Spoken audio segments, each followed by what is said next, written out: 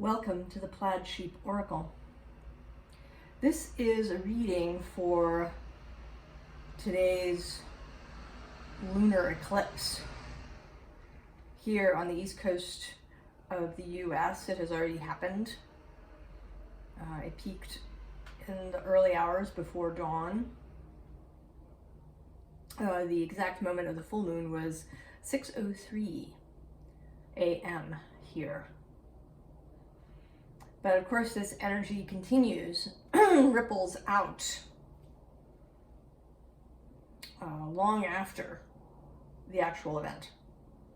I wasn't sure I was going to do a reading, but the reading that I did for myself was so optimistic that I decided that I would do a collective and record it. So the card that wanted to come out kind of as the overall energy or the basis for the reading from the Elemental Oracle is this Equator card. But it is not coming out as to make equal or to be balanced, actually. It's, or at least not balanced, right? Not in equal ways. It is coming out as perception. How do we perceive things?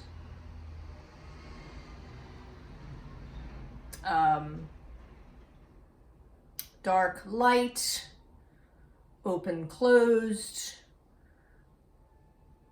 difficult, easy, right? How do we label things? And how do we perceive them?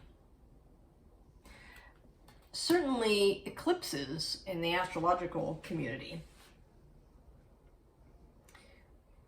I feel like there's both too much made of them and then in some ways not enough. I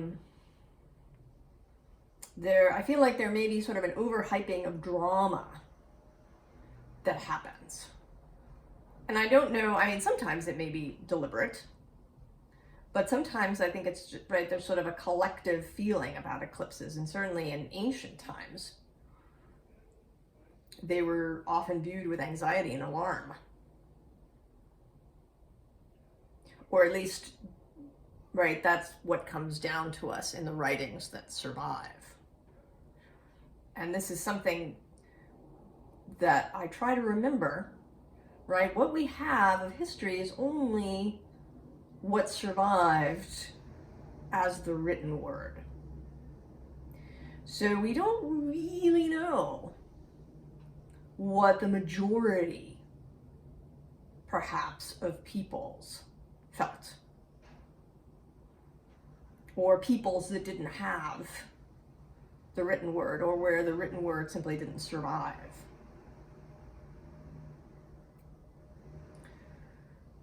So it's always useful to remember that things may not always have been as they seem, right? We have what we have because it survived. Not necessarily because it was accurate or really representational. So I feel like eclipses are sometimes misunderstood, perhaps, or I don't know. I'm not quite sure exactly what it is, what the exact wording that I'm searching for is. Maybe it'll appear to me as we go. But perception is something that's really coming through here. How we perceive. And in terms of Scorpio Taurus, certainly that comes up, right? Scorpio has a lot of extra negative associations with it. And even Taurus too, right? That you're, Taurus may be materialistic or stubborn or lazy. Right? There's these kinds of things. but also that there's a kind of dark light thing going on. And I think these are all false dichotomies.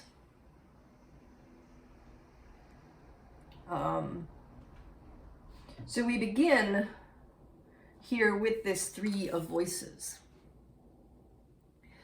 And what I feel like this is about our isolation from the rest of creation and the rest of the material world.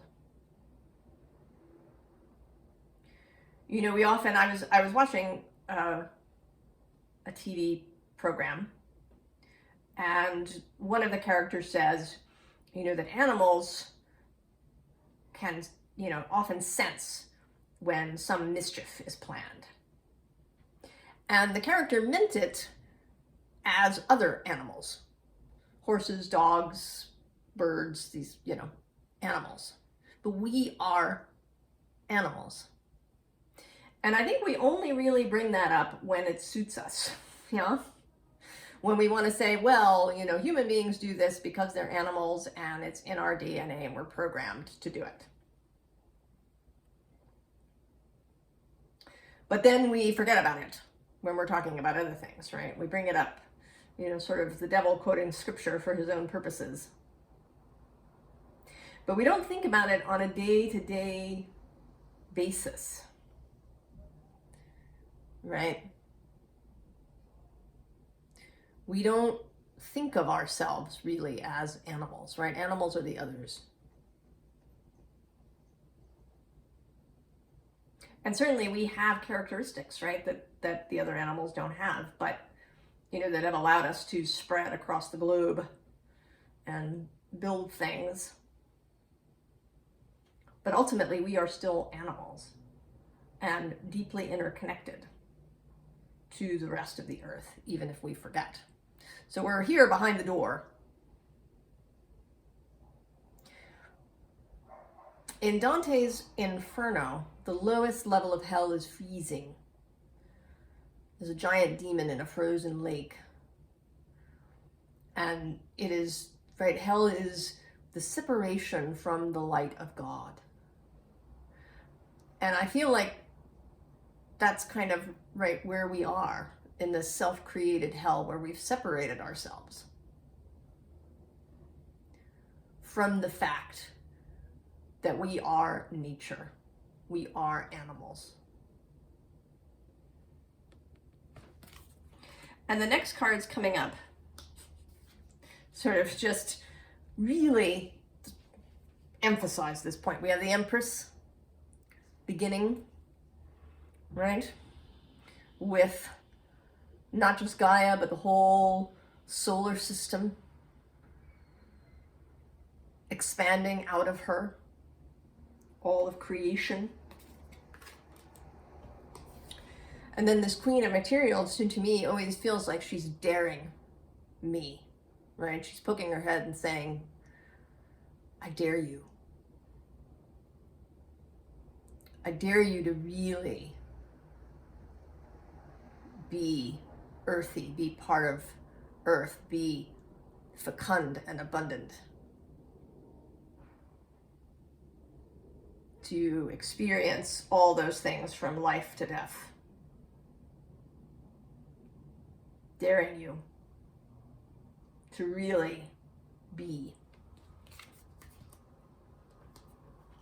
And then the Seven of Materials, which I always think of as following the flowers, right? Following the road of flowers.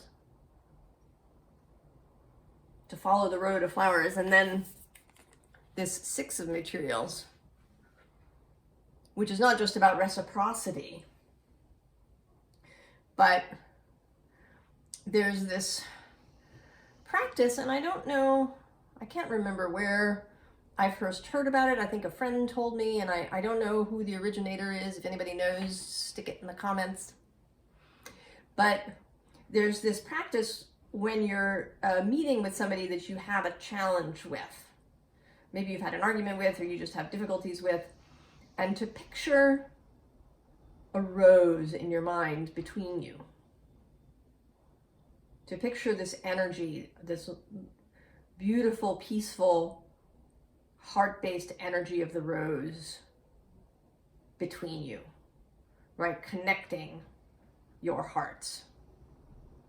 And that's what this is calling to mind to me.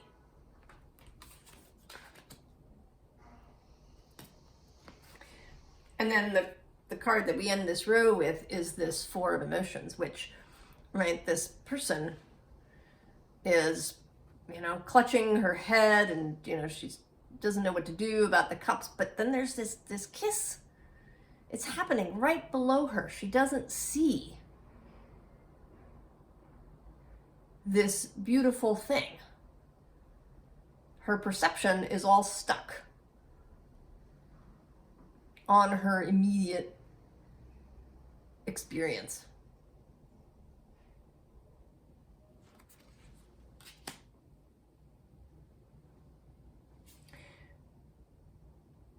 So then the more of this sort of perception happens here in the next row. Right, there's this person who's carrying what seems like a really large thing, but she carries it lightly.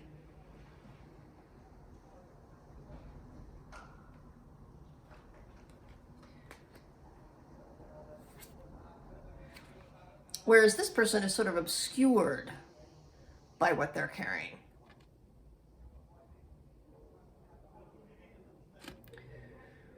That, it might possibly be problematic and blocking them in some way. And then again, we have this figure who is dancing with her object in fluid movement.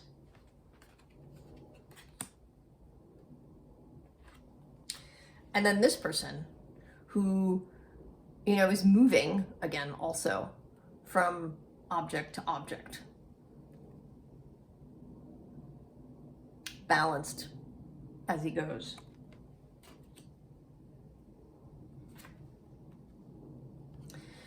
And then this person who, right, he seems a little overwhelmed by all of his stuff. He's not quite sure, right? He's a little, is this thing gonna just roll all over him? So what is the perception of all of these objects, these material things within your life? How do you see them?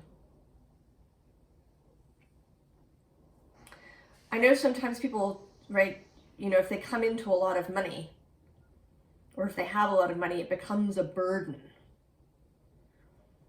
It's kind of a theme that sometimes comes up in movies or shows that talk about hereditary wealth.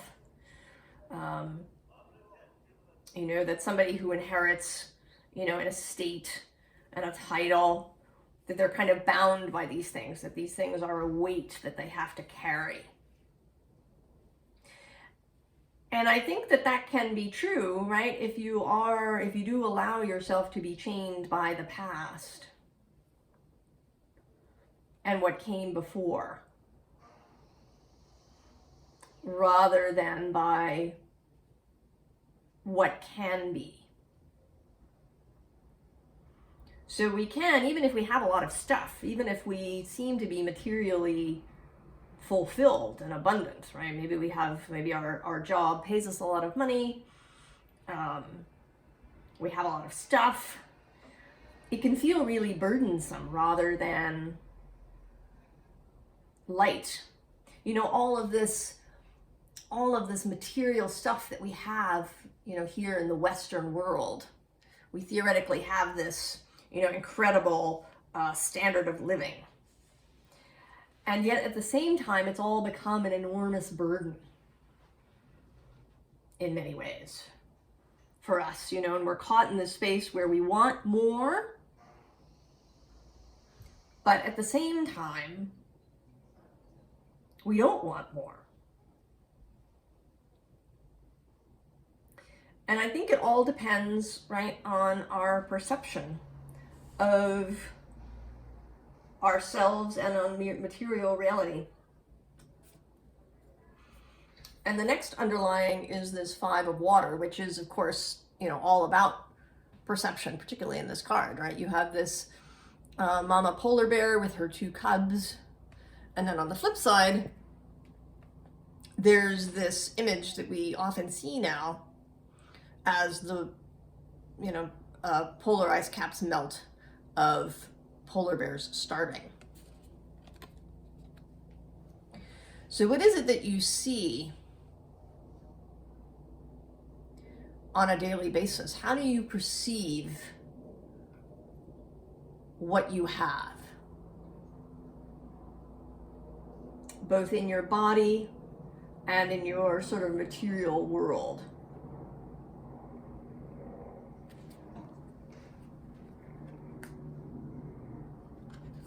And this next row is sort of the possibility of what is, you know, what is possible to perceive. There's this 3 of Earth, right? The 3 of Pentacles is a collaborative energy. And here there is a kind of collaboration of the very material with these 2 horses. And then there's the horse, right, that was carved in the chalk that is kind of a spirit horse, right? Not what a horse does, but what a horse be, as Terry Pratchett would have it.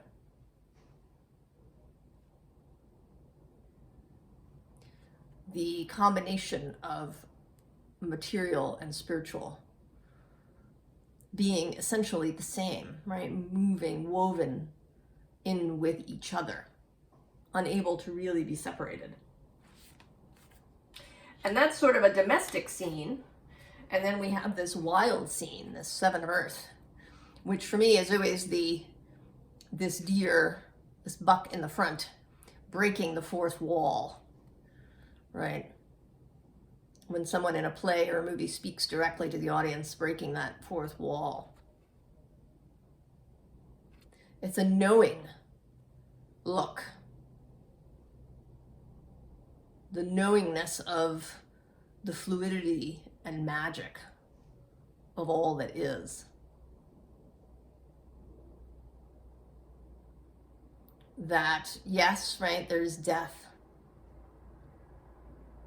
But there's also great life. And there is the mundane, right? Those daily tasks that we do, you know, making the bed, washing the dishes, cleaning the bathroom, chopping wood, carrying water. But that they are, all of these things are also imbued with spiritual force. Because spirit and matter are inextricably enmeshed.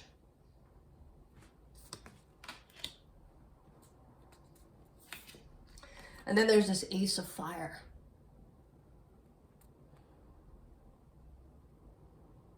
The holy flame that burns. Inspiration, ideas,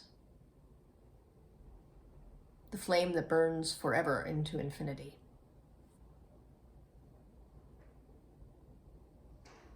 But here combined with the material, right, of that anvil, where the craftsman of fire creates.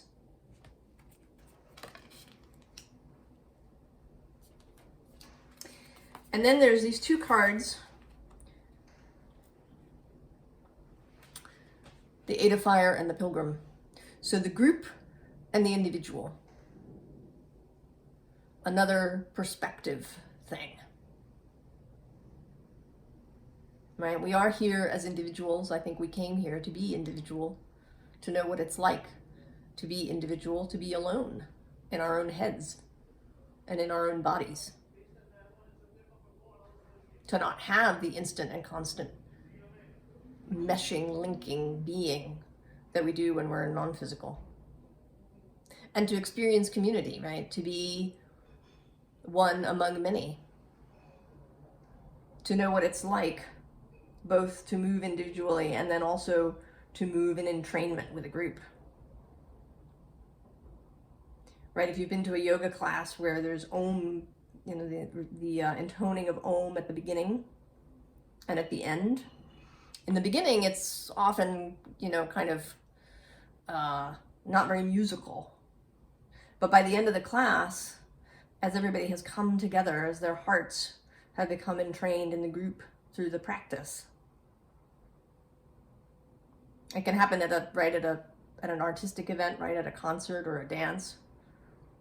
Any kind of group, festive, joyful event. Hearts become entrained, and then that Om sounding at the end is in harmony. So to experience both of these things, and to know that it's possible for both to coexist, that we can make heartfelt choices for ourselves with the group in mind. You know, really, if we are in integrity, then we will be holding the good of others. Right? Our hearts, our souls, right? These deepest wishes that we have are for beauty and joy. And that even if we do things differently than that group over there, that, you know, we don't do it with harm, right? Harm will not result if we act in integrity, or at least not, you know, it's not a deliberate harming, right? Not hurtful, though something may have to end.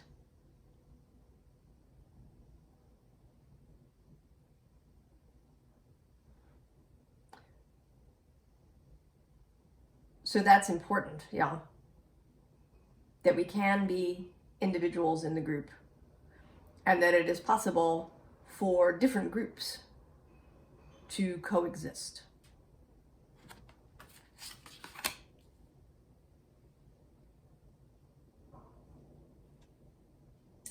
So the next underlying is this Seven of Vessels, which is mourning in this Woodland Tarot deck.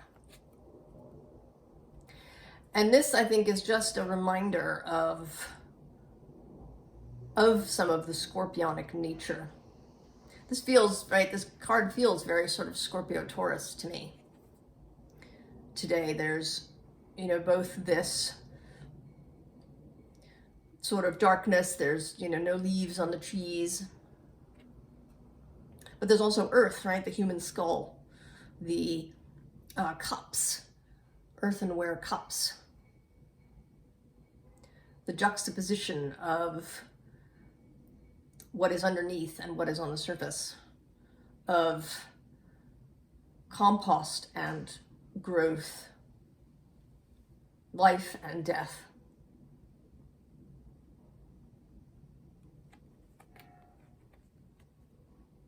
And that these things are also part of the journey, and that we can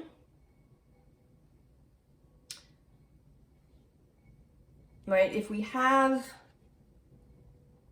generous hearts, right, this Nine of Cups, Nine of Vessels, generosity, to have a generous nature. And I don't just, you know, that isn't necessarily monetarily, I mean, it can be, of course, but to have a generous spirit towards others, to see the world with a loving eye.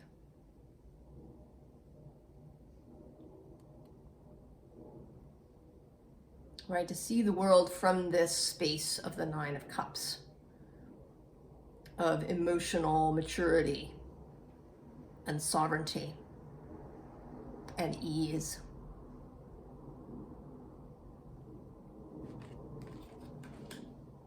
And so if we have this generous spirit, then we can go from this Five of Arrows frustration card to write a pause right in this Four of Arrows, and then to this Ten of Arrows instruction, right, where we learn, where new thoughts arise and new possibilities are created. We can change direction. We can change the target that we're aiming at. We can learn how to really hit the target that we want. If we're willing to be less reactive, if we're willing to do the bodily healing work to help our nervous systems to be less reactive. And that can take us into this Queen of Vessels space, the Queen of Cups.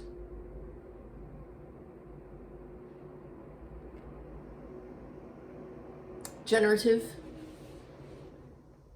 mature,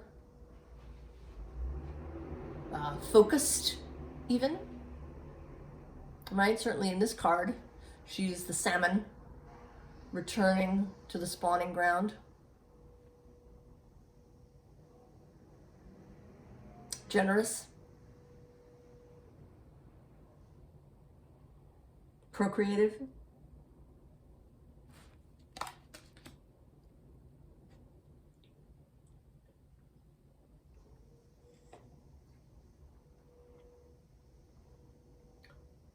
so it's all about, right, it's about perception. I asked, for some specific advice,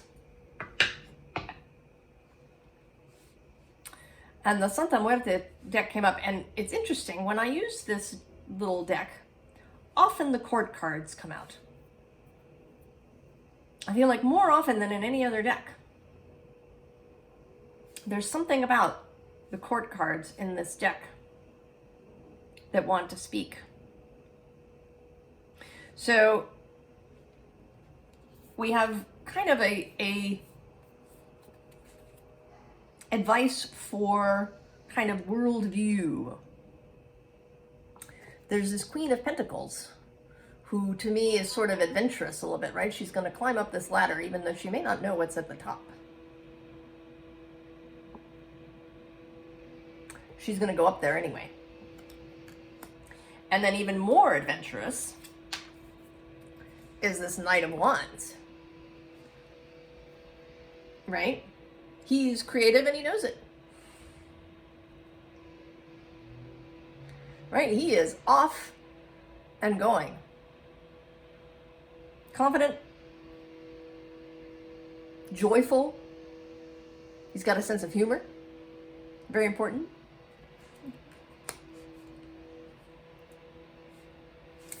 And then there's Temperance. In this dance, right? The dance of elements, right?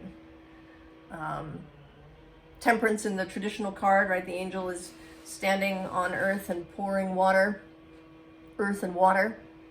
Taurus and Scorpio. The mixing, right, of body and emotion. The right, the body, the earth, giving solidity, giving structure like a riverbed for the water to flow, and then the water moving through, aerating, creating channels, shifting. The two things different, absolutely, right? Having a Scorpio sun and having a Taurus sun in your chart are quite different, but complementary, working with each other, not in opposition, but in complement, in synergy, because both are needed. And then this Page of Wands, who is just, right, he's just fun, right? He's going to swing on the swing, right? There's a childlike energy, a fun energy. And again, right, the sense of humor.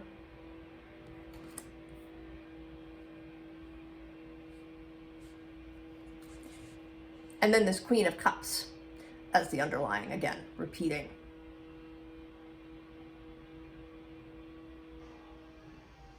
Underneath her is this Seven of Swords. And it feels like, getting out and up from the coffin. Whatever box you've been in, getting out of whatever box you've been in. And underneath that is the Empress.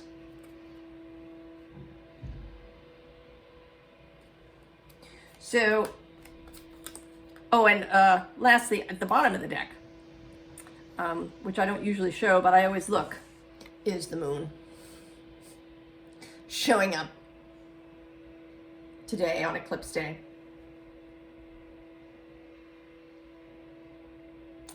Just a little wink from the universe. So this seems to be the message in the moment, although of course we all have individual messages and the collective is, so large that it's hard to say that this is, right? I can't say this is the message. This is a message from this eclipse moment. To think about how you see yourself in relationship to the material world, to the spiritual world, how you see spirit and matter in relationship to each other, how you move through the world emotionally, right? Are you reactive or responsive? Do you see lack or possibility? How do you see things? What is your frame of reference? What is your eye? How would you describe your eye? Or do you have a loving eye or a judgmental eye? An eye that seeks out beauty or an eye that seeks out challenge and ugliness?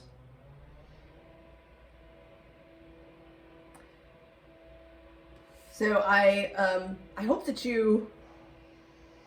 this has been useful to you, and that this eclipse reveals what you need to know. I do think that eclipses reveal, but it doesn't always come in, a flashy way necessarily. Right? The revelation may be slow. Right? There may be progress or flow that happens. It may even come weeks later.